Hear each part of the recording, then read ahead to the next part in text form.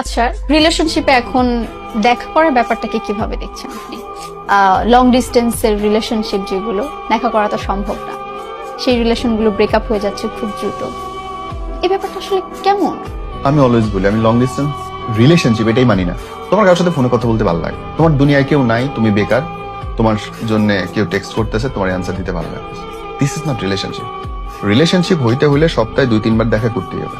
Relationship হইতে হইলে সিজনে সিজনে তোমার কাছে আসতে হবে। শীতের মজা তোমার নিতে হবে, গরমের মজা তোমার নিতে হবে, বৃষ্টির মজা নিতে হবে, শরতের মজা নিতে হবে। কাশফুল তোমরা একসাথে দুজন যাইতেই হবে, নাহলে রিলেশনশিপ নাই শেষ এখন। তোমাকে একসাথে কফি খেতে যাইতে হবে, নতুন রেস্টুরেন্ট খুললে সেখানে যাইতে হবে ছবি তুলতে, তোমাকে এক্সপ্লোর করতে হবে দুনিয়া, নাহলে কিসের গোয়ার্ডিমে relation? What is relation? Relation হচ্ছে মুহূর্ত, রিলেশন হচ্ছে জীবনের অংশ দেওয়া। জীবনের অংশ কি? সময়। জীবনের অংশ কি? আমার যে পঞ্চ ইন্দ্রিয়, আমার পঞ্চ ইন্দ্রিয়ের সঙ্গে তোমাকে মিক্স করতে হবে, তাই তো? আমার সমস্ত অনুভূতির সঙ্গে তোমাকে একাত্মতা হইতে হবে। স্পর্শ অনুভূতি, টেস্ট অনুভূতি, শ্রবণ অনুভূতি, দর্শন অনুভূতি, সবগুলোর সঙ্গে তোমাকে থাকতে হবে, নাইলে তো তুমি আমার সঙ্গে একাত্ম না, আমার জীবন সঙ্গী না, আমার জীবনের অংশই না। তুমি শুধু আমার একটা অংশ।